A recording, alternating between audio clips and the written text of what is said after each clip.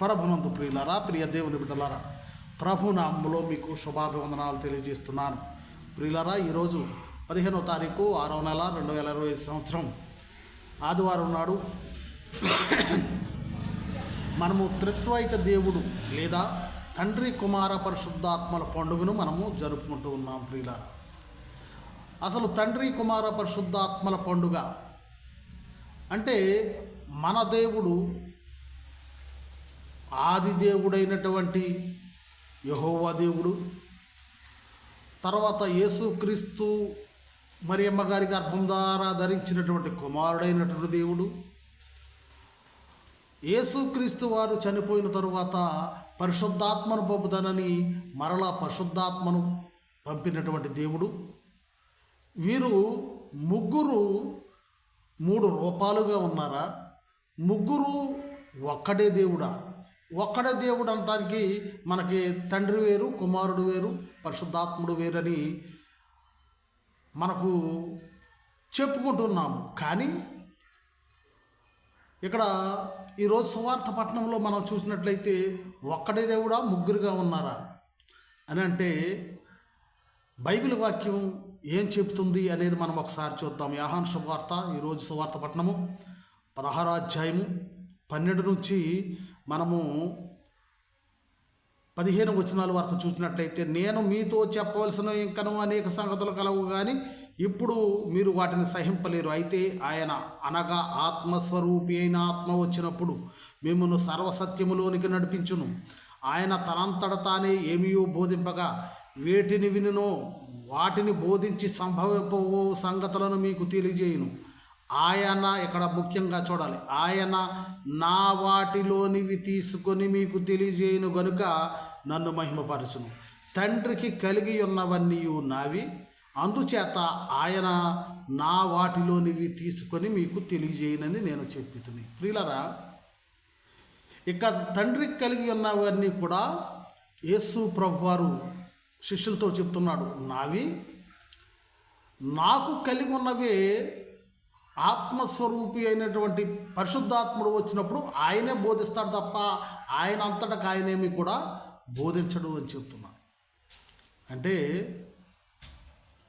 పరిశుద్ధాత్ముడు వేరు, యేసు ప్రభు వారు వేరు, మరి అలాగే యెహోవా దేవుడు వేరు అని ఇక్కడ చెప్పబడము. తండ్రి అన్నీ కూడా నాయే, నావి పరిశుద్ధాత్ముడు మీకు బోధిస్తాడు అని చెబుతున్నాడు. ప్రియులారా,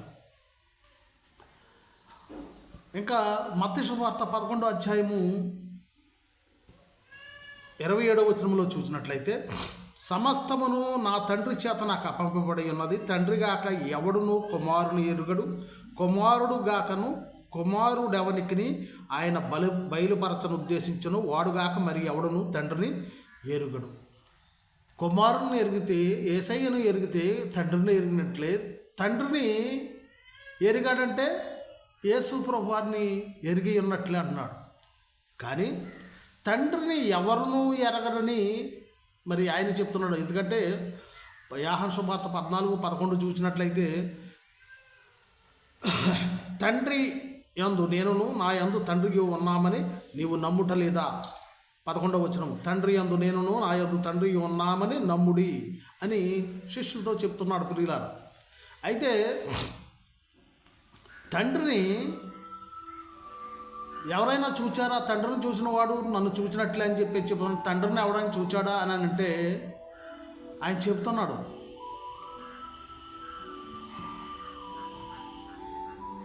యోహాను శుభవార్త 1వ అధ్యాయము 18వ వచనంలో చెప్తున్నాడు,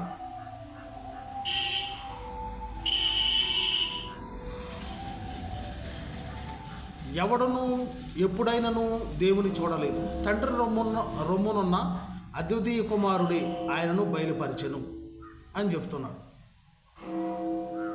అయితే మరి ఇక్కడ చెప్పబడినట్లుగా ఎవరు కూడా 1వ యోహాను 4వ అధ్యాయము 12వ వచనంలో కూడా ఏ మానవుడును దేవుని ఎప్పుడు చూచి ఉండలేదు, మన ఒకడు ప్రేమించిన దేవుడు మన యందు నిలిచియుండును అని యోహాను గారు చెప్తూ ఉన్నాడు. మరి ప్రియులరా, మరి ఈ విధముగా దేవుణ్ణి ఎవరు కూడా చూడలేదు. ఏ మానవుడు, యోహాను 1:18, ఏ మానవుడు ఎప్పుడు దేవుని చూచి ఉండలేదు, తండ్రి నొప్పున ఉన్నవాడే. అలాగే యోహాను 5:37 చూసినట్లయితే, మీరు ఏ కాలమందైనను ఆయన స్వరమును వినలేదు, ఆయన స్వరూపమును చూడలేదు అని చెప్తుంది. 1 తిమోతికి రాస్తూ 6వ అధ్యాయము 14వ వచనము 16వ వచనం 14 నుంచి 16 వచనాలు చూసినట్టయితే, సమీపింపరాని తేజస్సులో ఆయన మాత్రమే నివసించుచు. మరి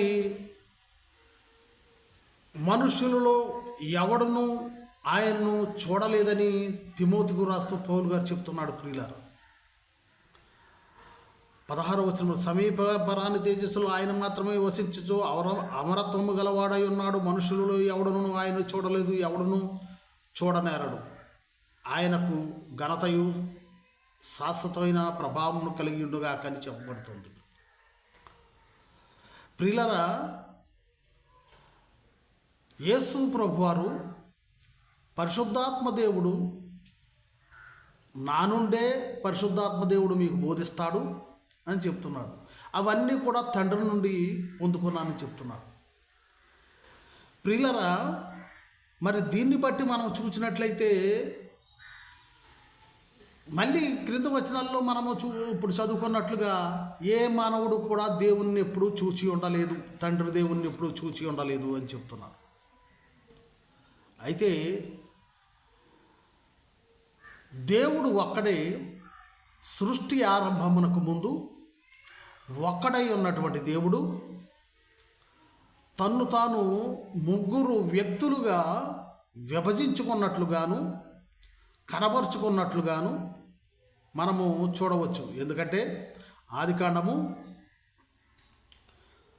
1వ అధ్యాయము, భూమి నిరాకారముగాను శూన్యముగాను ఉండెను, చీకటి జలములపైన కమ్మి ఉండెను, దేవుని ఆత్మ జలములపైన అల్లాడుచుండెను అని చెప్తున్నాడు. అక్కడ ఆత్మ రూపములో దేవుడు, సృష్టి ఒక్కడై ఉన్నటువంటి దేవుడు ముగ్గురుగా తన్ను తాను విభజించుకున్నట్లుగా మనం చూడవచ్చు. విభజించుకొని అక్కడ ఒక రూపమైనటువంటి, అంటే 2 రూపాలు అని నేను దేని గురించి అంటున్నానో మీకు జరగబోయే దాంట్లో తెలియపరచబడుతుంది. ఆత్మరూపములో జలములపైన అల్లాడుచుండు, ఎందుకంటే నిల్చోవడానికి స్థానం లేదు కనుక ఆత్మరూపములో దేవుని ఆత్మ అల్లాడుచుండెను అని వ్రాయబడి ఉంది.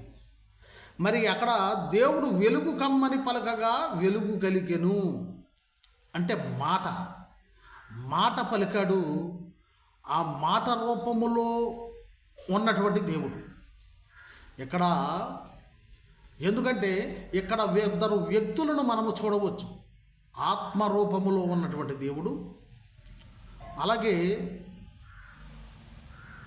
వాక్కు రూపములో ఉన్నటువంటి దేవుడు. వాక్కు రూపము ఆత్మరూపం అంటావేంటి అని మీరు అనవచ్చు. ఆదికాండము 26వ అధ్యాయము ఆదికాండము 1వ అధ్యాయము 26వ వచనములో, దేవుడు మన స్వరూపమందు మన పోలిక చొప్పున నరులను చేయుదము అని చెప్తున్నాడు. మన పోలిక చొప్పున అని అక్కడ 2 వ్యక్తులుగా లేకపోయినట్లయితే, ఆత్మరూపములో ఉన్నటువంటి దేవునికి రూపము లేనట్లయితే, వాక్కు రూపములో ఉన్నటువంటి దేవుడు ఇద్దరుగా ఉండకపోయినట్లయితే, మన పోలిక చొప్పున అనే మాట వచ్చేది కాదు. నా రూపము చొప్పున, నా పోలిక చొప్పున అనే వచ్చును, తన పోలిక చొప్పున అని వచ్చును. కానీ ఇక్కడ దేవుడు మన రూపమందు మన పోలిక చొప్పున నరులను చేయదు. కొన్ని మన పోలిక చొప్పునని దేవదూతలతో అన్నాడు. పక్కన ఉన్నటువంటి దేవదూతలతో అంటే దేవదూతలకు రెక్కలు ఉంటాయి, 6 రెక్కలు ఉంటాయి, 2 రెక్కలతో ఎగురుతుంటారు. ఇవన్నీ కూడా మనము యెషయా గ్రంథంలోను యేస్కేలు గ్రంథంలోను చూస్తూ ఉన్నాము. కానీ మన పోలిక చొప్పున అన్నారంటే 2 వ్యక్తుల కన్నా ఎక్కువ ఉంటేనే మన అనే పదం వస్తుంది. ఇక్కడ మన పోలిక చొప్పున అంటే దేవుని యొక్క పోలిక చొప్పున. దేవుడు ఇద్దరుగా ఉన్నాడు అక్కడ. ఇద్దరుగా ఆత్మరూపములోను వాక్కు రూపములో ఉన్నటువంటి ఇద్దరు రూపాలుగా ఉన్నటువంటి వారు, వాక్కు రూపములో ఉన్నటువంటి దేవుడేమో ఆదామును చేస్తే, ఆత్మరూపములో ఉన్నటువంటి దేవుడు మరి శ్వాసను ఉత్తే నరుడు జీవాత్మాయను అని మనం చూడవచ్చు. ఆదికాండము 2వ అధ్యాయం 7వ వచనము, దేవుడైన యెహోవా నేల మట్టితో నరుడు నిర్మించి వారి నాసికా రంధ్రములో జీవవాయువును ఊదగా నరుడు జీవాత్మాయను. అంటే దేవుని యొక్క ఆత్మను మన నాసికా రంధ్రములలో ఊదినప్పుడు జీవాత్మాయను. అంటే ఇద్దరు కలిపి మానవుణ్ణి సృజించాడు, సృష్టిని సృజించారు.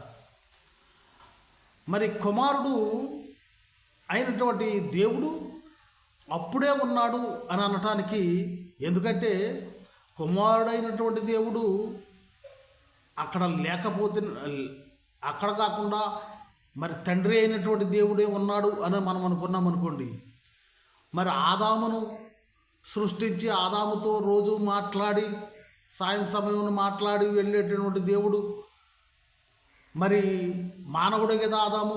ఏ మానవుడును తండ్రి దేవుణ్ణి చూడలేదు.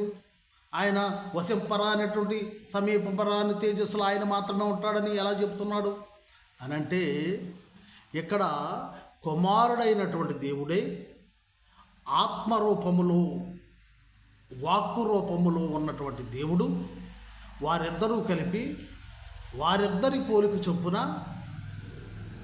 మనకు మన మానవుని సృష్టించినట్లుగాను మనం చూడవచ్చు ప్రియులారా. అందుకనే ఆది యందు వాక్కు ఉండెను, యోహాను శుభవార్త 1వ అధ్యాయము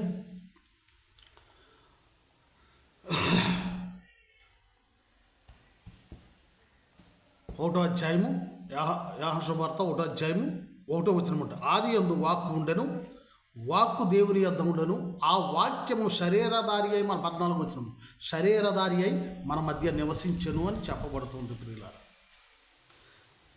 ఆది యందు వాక్కు ఉండెను, వాక్కు శరీరధారి అయి మన మధ్య నివసించింది అని చెప్పబడుతుంది ప్రియులారా.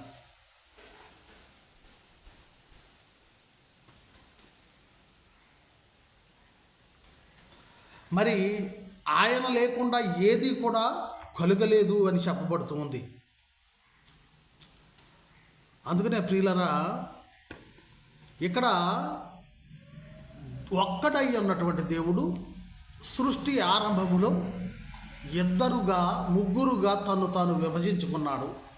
విభజించుకొని ఆత్మరూపముగాను, ఆత్మ ఒక రూపముగాను, వాక్కు ఒక రూపముగాను ఉండి వారిద్దరి పోలిక చొప్పున, అంటే అసలు పోలిక మానవుని యొక్క పోలికే దేవునికి ఉంది, ఆ పోలికే మనకు ఇచ్చాడు.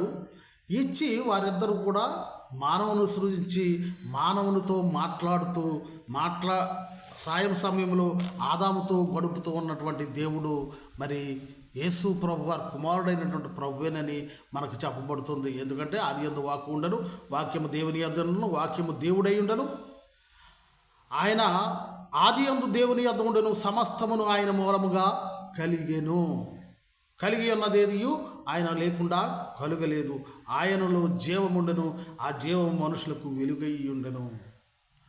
ఆ వాక్యమే శరీరధారి అయి మన మధ్య నివసించెను. అందుకనే ప్రియులరా, ఆ ఒక్కడై ఉన్నటువంటి దేవుడు ముగ్గురుగా ఆ రోజే సృష్టి ఆరంభించేటప్పుడే ముగ్గురుగా తను తాను విభజించుకున్నాడు ప్రియులారా. ముగ్గురు వ్యక్తులుగా తను తాను ఆనాడే విభజించుకొని ఆయన 3 రూపాలుగా ఎప్పటికప్పుడు సృష్టి ఆరంభం నుండి కూడా ఎప్పటికప్పుడు తను తాను ప్రత్యక్షపరుచుకుంటూ వస్తున్నాడు. అందుకని యెషయా గ్రంథంలో చెప్తాడు, ఇక్కడ మాట్లాడుతున్నటువంటి వ్యక్తి దేవుడే.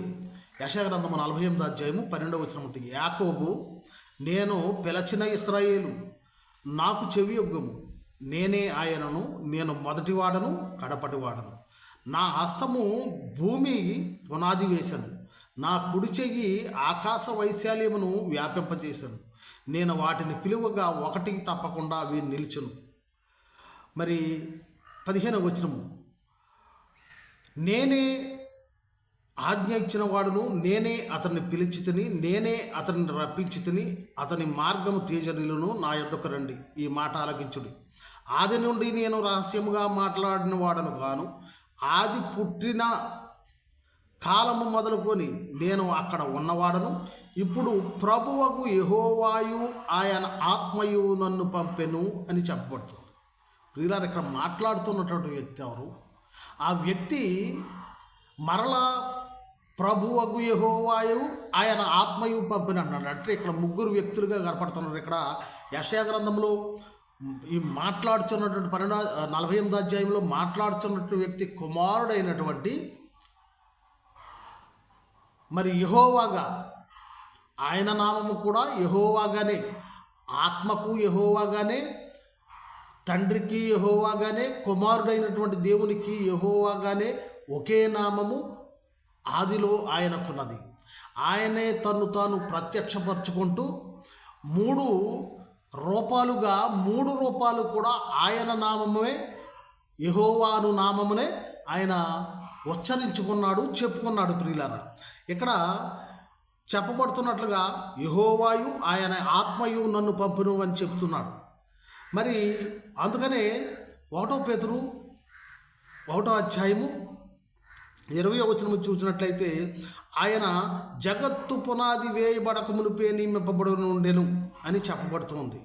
అంటే జగత్తు పునాది వేయబడక ముందే క్రీస్తు ప్రభు ఉన్నాడని పేతురు గారు చెప్తున్నాడు. మరి అనేక సందర్భాల్లో కూడా నేను ఆది నుండి మొదటివాడును కడపటివాడును అని యేసు ప్రభు వారు చెప్పినట్లుగా మనము చూడవచ్చు. ప్రియులారా, మరి అలాగే మోషేతో దేవుడు మాట్లాడుతూ కూడా నిర్గమకాండము 23వ అధ్యాయంలో 20వ వచనము 21వ వచనము, ఇదిగో త్రోవలో నిన్ను కాపాడి నేను సిద్ధపరిచిన చోటుకు నిన్ను రప్పించుటకు ఒక దూతను నీకు ముందుగా పంపుచున్నాను. ఇక్కడ ఒక దూతనని చెప్తున్నాడు. ఆయన సన్నిధి జాగ్రత్తగా ఉండి ఆయన మాట వినవలను, ఆయన కోపము రేపవద్దు, మీ అతిక్రమములను ఆయన పరిహరపడు, నా నామము ఆయనకున్నది అని చెప్తున్నాడు. ఇక్కడ యెహోవాను నామమే ఆయన పంపే దూతకు కూడా ఉందంట. మోషేతో ఇజ్రాయేల్ నడిపించటానికి ఒక దూతను మీకు ముందుగా పంపుచున్నాను అని ఇంకో దేవుడైనటువంటి వాడు మాట్లాడుతూ ఉన్నారు. ఇంకో దేవుడైనటువంటి వారు మాట్లాడుతున్నారు. నేను ఒక దూతను పంపుతున్నానని మోషేతో మాట్లాడు. ఏ నరునితోనూ తండ్రి అయిన దేవుడు మాట్లాడలేదని చెప్తున్నాడు. అది మనం చూడవచ్చు. యోహాను సువార్త 5వ అధ్యాయము 23, మీరు ఏ కాలమందైనను ఆయన స్వరమును వినలేదు, ఆయన స్వరూపమును చూడలేదు అని చెప్తున్నాడు. అంటే ఇక్కడ ఒక దూతను పంపుచున్నాను, నా నామమే ఆయనకున్నదే అని చెప్తున్నాడు. యెహోవాను నామమే ఉందని చెప్తున్నాడు. ఆ పంపేటటువంటి వ్యక్తి, మాట్లాడేటటువంటి వ్యక్తి కుమారుడైనటువంటి యేసుక్రీస్తు అని పేరు కలిగినటువంటి కుమారుడైనటువంటి యెహోవాయే అని చెప్పబడుతుంది. ఎందుకంటే ఇక్కడ పంపేది ఆయనే, మాట్లాడేది ఆయనే. ఇక్కడికి పంపేది పరిశుద్ధాత్మను పంపుతున్నాడు. దూత అని చెప్తున్నాడు, పరిశుద్ధాత్మను పంపుతున్నాడు. ఇజ్రాయేల్ను కాపాడటానికి, మేఘములో నడిపించడానికి, పగలు మేఘ స్తంభముగాను రాత్రి అగ్ని స్తంభముగాను ఆయన నిలబడి మాట్లాడటానికి ఆయన తన ఆత్మను పంపాడు. ఆ ఆత్మకు ఆయన నామమే ఆయనకున్నదంట. యెహోవాను నామమే ఉంది, పరిశుద్ధాత్మని కాదు, యెహోవాను నామమే ఉంది. అందుకనే మరి నిర్గమకాండం 34వ అధ్యాయము 5వ వచనంలో చెప్తున్నాడు, మేఘములో యెహోవా దిగి అక్కడ అతనితో నిలిచి యెహోవా అను నామమును ప్రకటించను. ఇక్కడ మేఘములో ఆత్మరూపములో యెహోవా దిగి అక్కడ నిలచి యెహోవాను నామమును ప్రకటించాడు.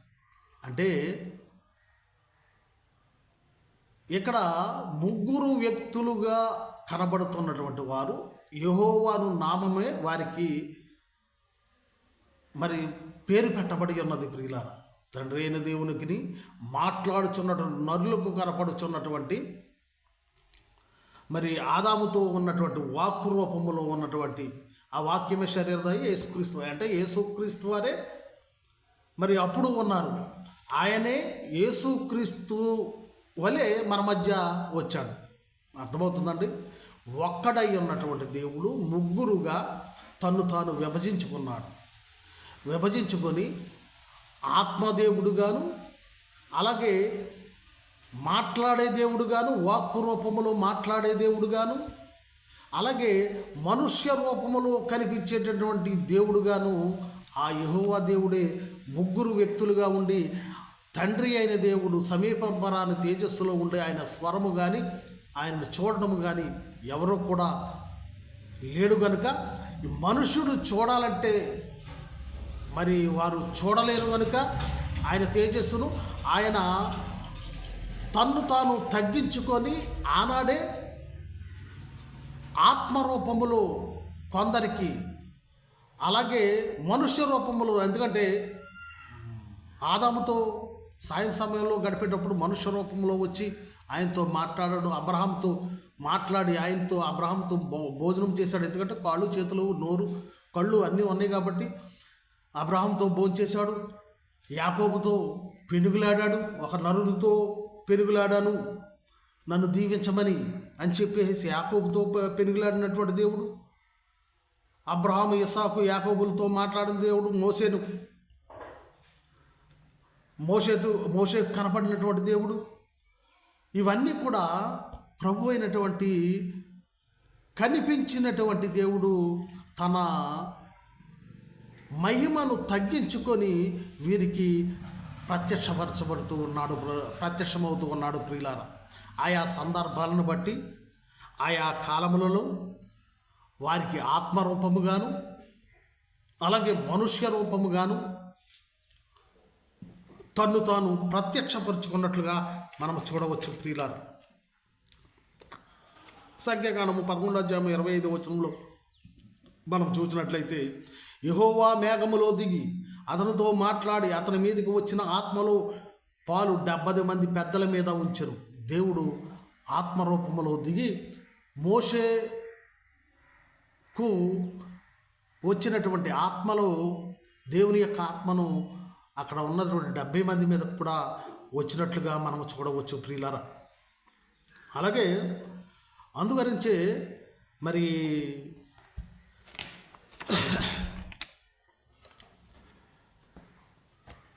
మేకా గ్రంథము 5వ అధ్యాయము 2వ వచనములో చెప్పబడుతుంది, బెత్లెహేము ఎఫ్రాతా యోదావారి కుటుంబంలో నీవు స్వల్పమైన గ్రామమైనను నా కొరకు ఇజ్రాయేలును ఏలబోవాడు నీలో నుండి వచ్చును. పురాతన కాలము మొదలుకొని శాశ్వత కాలము ఆయన ప్రత్యక్షమవుచుండెను. అంటే యేసు ప్రభువారు పుట్టబోతున్నాడు అని మేకా ప్రవక్త ద్వారా తెలియజేస్తూ ఉన్నాడు. బెత్లెహేంలో జన్మిస్తాడని చెబుతూ ఉన్నాడు. ఆ పుట్టబోయేటటువంటి యేసు ప్రభువారు పురాతన కాలము నుండి శాశ్వత కాలము ఆయన తన్ను తాను ప్రత్యక్షమవుతున్నాడు అంటే కనిపించడం. అలా కనిపిస్తూ ఉన్నాడు. ఏ రీతిగా కనిపిస్తున్నాడు? ఆత్మరూపములోను, ఇజ్రాయేలుతో మేఘములోను, అగ్నిలోను, గుడారంపైకి మేఘములో దిగి వచ్చి, అంటే ఏ రూపములో కావలిస్తే ఆ రూపములో ఆత్మరూపములోను, అబ్రహాముకు, ఆదాముకు, మరి అలాగే యాకోబుకు, ఇస్సాకుకు మరి ప్రత్యక్షంగా కనిపించి, అంటే మానవ రూపంలో కనిపించి వారితో భోంచేసి, మోషే మరి 70 మంది పెద్దలతో పాటు ఇజ్రాయేలు మరి 70 మంది పెద్దలు సీనాయి పర్వతం మీద దేవుని చూచిరి, అన్నపానములు చేసిరి దేవునితో పాటు అని చెప్పబడుతుంది వాక్యం ప్రియులారా. మరి ఆ విధముగా దేవుడు ఎప్పుడుగా తను ఏ విధంగా ప్రత్యక్షపడాలంటే ఆ రకంగా ప్రత్యక్షమవుతూ వస్తూ ఉన్నట్లుగా మనం చూడవచ్చు. మరి ఈయన ఒక్కడై ఉన్నటువంటి దేవుడు ఇన్ని రూపాలుగా ఆయన మనకు కనిపిస్తున్నాడు. ఆత్మరూపంలోను మనుష్య రూపంలోనూ కనిపించాడు. ఎలా అది సందర్భం, అది ఎలా జరుగుతుంది అని అంటే లోక శుభార్త 1:35 మరి మరియమ్మ గారికి పరిశుద్ధాత్మ నీ మీదకి వచ్చును, సర్వోన్నత శక్తి నిన్ను కమ్ముకొనుడు కనుక పుట్టబో శిశువు పరిశుద్ధుడై దేవుని కుమారుడు అనబడును. అంటే మరియమ్మ గారు పరిశుద్ధాత్మ వలన గర్భం ధరించింది. గర్భములో ఉన్నటువంటి పరిశుద్ధాత్ముడే, మరియమ్మ గారి గర్భంలో ఉన్నటువంటి వాడు పరిశుద్ధాత్ముడే. మరియమ్మ గారి గర్భములో నుండి ఎలిజబెత్తు ఈ గర్భంలో ఉన్నది, మరియమ్మ గారి గర్భంలో ఉన్నది పరిశుద్ధాత్ముడే. ఎలిజబెత్తు పరిశుద్ధాత్మ నిండుకున్నదై మరి 100వ వచనము చెప్పగానే 42వ వచనము, స్త్రీలలో నీవు ఆశీర్వదింపబడిన అంతటా 41వ వచనము, ఎలిజబెత్తు మరి యొక్క 100వ వచనం వినబడగానే ఆమె గర్భములో శిశువు గొంతులు వేసినాం. అంతటా ఎలిజబెత్తు పరిశుద్ధాత్మను నిండుకున్నది బిగ్గరగా ఇట్లెన్ను, స్త్రీలలో నీవు ఆశీర్వదింపబడినావు, నీ గర్భఫలము ఆశీర్వదింపబడును, నా ప్రభువు తల్లి నా యొద్దకు వచ్చుట నాకు ఎలాగో ప్రాప్తించెను అని చెప్పబడుతుంది. అంటే పరిశుద్ధాత్ముడే ఎలిజబెత్ ద్వారా నా ప్రభువు తల్లి అంటున్నారు. ప్రియులారా, ఇక్కడ మరియమ్మ గారి గర్భంలో ఉన్నది ఆ దేవుడే, వాక్య రూపములో ఉన్నటువంటి దేవుడు, పరిశుద్ధాత్మతో నిండుకున్నటువంటి దేవుడు. మరి ఇక్కడ కూడా నా ప్రభు తల్లి అని పరిశుద్ధాత్ముడే పలుకుతున్నాడు. అంటే దేవుడు ఎన్ని రకాలుగా ఎందరిలోనైనా ఉండి మాట్లాడగలిగినటువంటి వాడు ఆ పరిశుద్ధాత్ముడు, ఆ వాక్కు రూపములో ఉన్నటువంటి దేవుడు, సమీపరాని తేజస్సులో ఉన్నటువంటి ఆ దేవుడు ఒక్కడై ఉండి తను ఎన్ని రకాలుగా అయినా ఆయన తను ప్రత్యక్షపరుచుకుంటున్నాడు. ప్రియులారా, అందుకనే గలతీయులకు రాస్తూ 4:6 మరియు మీరు కుమారులై ఉన్నదన్న తండ్రి అని మొరపెట్టు తన కుమారుని ఆత్మను దేవుడు మన హృదయాల్లోకి పంపాడు. కుమారుని యొక్క ఆత్మే మన హృదయాల్లోకి పంపినట్లుగా మనం చూస్తున్నాం. లోక శుభార్త 3:16 బాప్తిస్మ యోహాను, యేసయ్య మీకు పరిశుద్ధాత్మతోనూ అగ్నితోనూ మీకు బాప్తిసం ఇచ్చును అని చెప్తున్నాడు.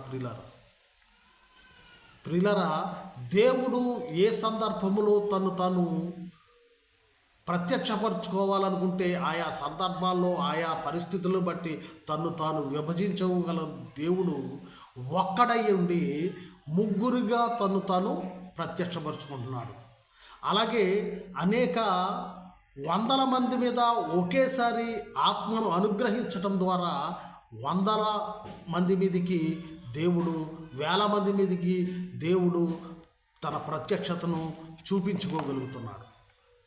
ఏంటి, మనం ఇన్ని రకాలుగా దేవుడు ఉన్నాడా, 3 రూపాలుగా తను ప్రత్యక్షపరుచుకున్నాడా అన్న దానికి మనం ఆత్మరూపములోను, కుమారుడైనటువంటి యేసుక్రీస్తు రూపములోను, మరి కనిపించరాని తేజస్సులో ఉన్నటువంటి సమీపరాని తేజస్సులో ఉన్నటువంటి తండ్రి రూపంలోను ఉన్నట్లుగా వారు ఒక్కరై ఉండి ముగ్గురుగా ఉండి ఒకే స్వభావమును ఒకే శక్తిని కలిగి ఉన్న వారిగా మనము చూస్తూ ఉన్నాం. ప్రియుల, అంటే మీకు అర్థం అవడం కోసం చెప్తున్నాను. ఇక్కడ బాలస్వామి అనేటువంటి నేను నా తండ్రికి కుమారుడుగా ఉన్నాను, నేను ఒక్కడిని. అలాగే నా భార్యకు భర్తనై ఉన్నాను, నా కుమారులకు తండ్రినై ఉన్నాను, నా అక్కలకు తమ్ముడినై ఉన్నాను, నా తమ్ముడుకు అన్ననై ఉన్నాను. అన్న, తమ్ముడు, తండ్రి, కుమారుడు, భర్త అయినటువంటి ఇన్ని ఒక్కడనై ఉన్నట్టు నేను ఎన్ని రకాలుగా పిలువబడుతూ కుమారుడుగా ఉన్నప్పుడు కుమారుడుగాను, తండ్రిగా ఉన్నప్పుడు తండ్రిగాను, భర్తగా ఉన్నప్పుడు భర్తగాను, ఏ రీతిగా నేను అలాగే మరి డ్రైవింగ్ చేస్తాను. నేను డ్రైవింగ్ చేసేటప్పుడు డ్రైవర్ అంటారు, వ్యవసాయం చేస్తాను రైతు అంటారు. అలాగా అన్నయ్య, తమ్ముడు, కుమారుడు, తండ్రి, భర్త, రైతు, డ్రైవరు, ఇంకా ఉద్యోగం చేస్తుంటే ఉద్యోగస్తుడు, సార్ అని పిలవబడేటటువంటి నేను ఒకే వ్యక్తినై ఉండి ఎన్ని పాత్రలు, ఎంతమంది వ్యక్తులుగా నేను కనబడుతున్నాను, కుమారుడుగాను, తండ్రిగాను, భర్తగాను, సహోదరుడుగాను, మరి సార్గాను, ఒరే అని పిలిచిన పలికేవాడిగాను, ఇన్ని రకాలుగా ఇన్ని పేర్లతో పిలువబడుతున్నట్టు ఒక్కడినై ఉన్నటువంటి నేను, ఇన్ని రకాలుగా నేను ఉంటే, మరి దేవుడై ఉన్నటువంటి ఒక్కడై ఉన్నటువంటి దేవుడు 3 రూపాయలుగా కాదు ఎన్ని. అందుకనే మరి ఆయన ఒక్కడై ఉన్నటువంటి దేవుడు యెహోవాని, యేసయ్యని, పరిశుద్ధాత్ముడని, రక్షకుడని, మెస్సయ్య అని, ఇమ్మానుయేలని, సమాధానకర్త, ఆశ్చర్యకుడు, ఆలోచనకర్త, ఇలాగా ఆయనకు అనేక పేర్లు, అనేక సందర్భాలలో ఆయా సందర్భాలను బట్టి ఆయన మనతో మాట్లాడుతూ ఉన్నాడు. ప్రియులారా, ఒక్కడై ఉన్నటువంటి దేవుడు సృష్టి ఆరంభమునికి తండ్రి, కుమార, పరిశుద్ధాత్మలుగా తన్ను తాను విభజించుకుని మరి ఆత్మరూపములో కావలసినప్పుడు ఆత్మరూపములోను, వాక్య రూపములో కావలసినప్పుడు వాక్య రూపములోను, మనుష్య రూపములో మరి కనిపించాలనుకున్నప్పుడు అబ్రహాము, అలాగే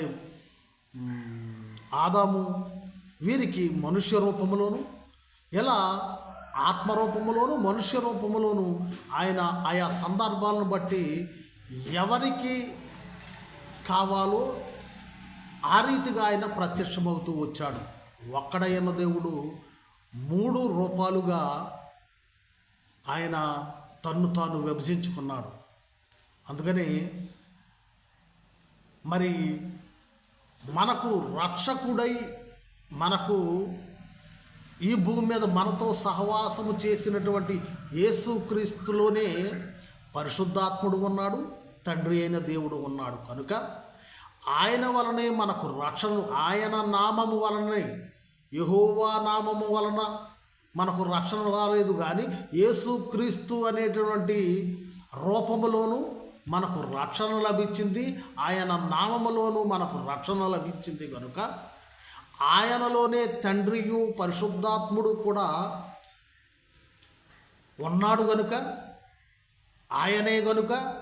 ఎందుకంటే ఆయనే తాను విభజించుకున్నాడు గనుక, ఆయనే అన్నీ గనుక, ఆయన నామందు విశ్వాసం ఉంచి రక్షణ పొంది ఆయన మార్గములో మనం నడిచినట్లయితే ఆయన ఉండే చోటులోనికి మనము వెళ్ళగలం. ప్రియులారా, అంతేగాని 3 దేవుళ్ళు వేరు వ్యక్తులు గారు. మరి హైందవ సహోదరులు అన్నట్టు బ్రహ్మ, విష్ణు, మహేశ్వరులు వారు 3 వేరు స్వభావాలు కలిగినటువంటి వారు, వేరు వ్యక్తిత్వాలు కలిగినటువంటి వారు, ఒకరికి పొంతన ఉండదు. ప్రియులారా, కానీ మన దేవుడు ఒక్కడై ఉన్నటువంటి దేవుడు తనే 3 ఆయా సందర్భాలను బట్టి మరి 3 రూపాలుగా విభజించుకొని ఆయా సందర్భాలను బట్టి ప్రత్యక్షమవుతూ మరి చివరిగా మరి యేసుక్రీస్తు నామము రూపము ద్వారా మన మధ్య నివసించి ఇప్పుడు ఆ దేవుడే ఆత్మరూపములో మన మధ్య సంచరిస్తూ ఉన్నాడు. ప్రియులారా, అందును బట్టి మనము రక్షణ పొందాలన్నా, దేవుని శక్తిని పొందుకోవాలన్నా యేసయ్య నామములో ఉన్నది, యేసయ్య ద్వారానే మనకు రక్షణ కలుగుతుంది. కనుక ఆయన మార్గములో నడుస్తూ మరి ఆయన వెంబడించుదాం. తండ్రి, కుమార, పరిశుద్ధాత్మ అనేటువంటి ఏకదేవుణ్ణి కలిగి మనము జీవించుదాం. ఒక్కడే దేవుడు, ఆయనే యేసుక్రీస్తు లేదా యెహోవా లేదా పరిశుద్ధాత్మ. ఆయన 3 రూపాలుగా తన్ను తాను విభజించుకున్నాడు. ఒకరు ఎక్కువ కాదు, ఒకరు తక్కువ కాదు. అందరూ ఒకే స్వభావమును, ఒకే శక్తిని కలిగి ఉన్నటువంటి ఒకే దేవుడు అని మనం విశ్వసించుదాం. దేవుడి కొద్ది మాటలు దీవించును గాక. ఈ వివరణలో ఏదైనా తప్పు ఉంటే నాదిగాను, ఈ వివరణ దేవుని మహిమపరిచేదిగా ఉంటే దేవునికి మహిమను కలుగునుగాక. దేవుడు ఈ కొద్ది వాటలను దీవించునుగాక. ఆమేన్. అందరికీ వందనాలు.